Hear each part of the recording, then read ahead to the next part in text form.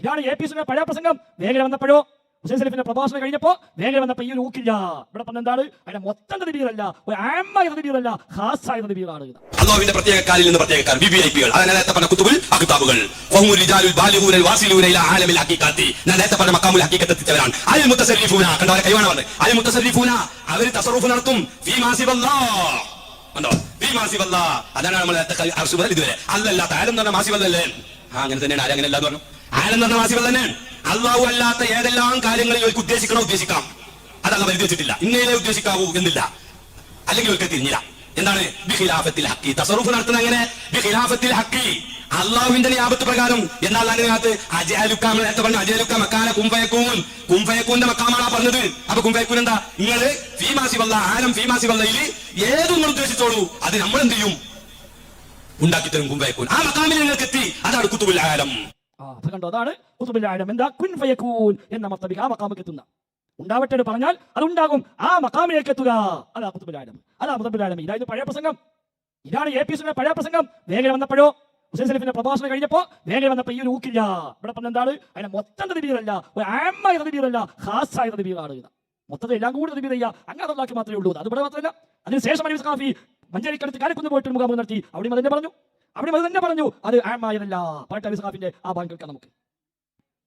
ഈ ആലം എന്ന് പറയുന്നത് മാസിവൽ ബാലിന, അള്ളാഹു അല്ലാത്ത മുഴുവൻ വസ്തുക്കളെയും സൃഷ്ടിക്കാനുള്ള ആ അള്ളാഹുവിന്റെ നിയന്ത്രണം അല്ലെങ്കിൽ ആവിഷ്കാരം, അതനുസരിച്ച് അള്ളാഹു ഇതിനെ ആ സൃഷ്ടിപ്പ് കഴിഞ്ഞ് അതിനെ ആനെന്ന് പറയും അറബിയിൽ.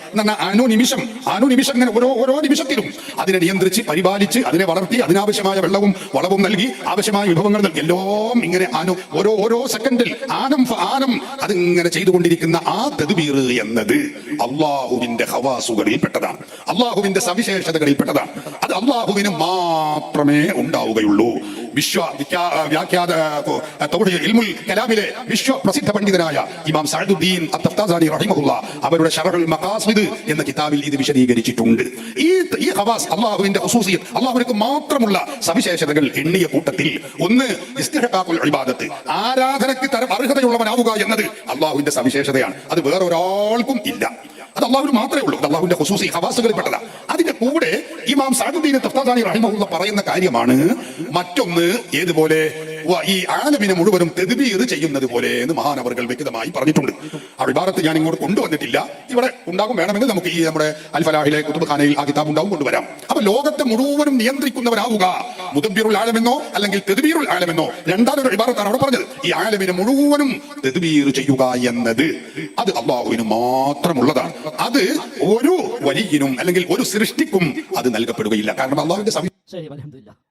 അൽഹംദുലില്ലാഹ് മാറ്റമാണ്. മുമ്പ് എത്ര വയലുകൾ ഒപ്പിച്ചു. ലോകം മൊത്തം നിയന്ത്രിക്കും. ആയത്തിൽ ഓതിയിട്ടല്ലേ കാന്തപുരമടക്കുള്ള മനുഷ്യന്മാരെ തുടങ്ങിയത്. ഇപ്പൊ എന്താ പറഞ്ഞത്?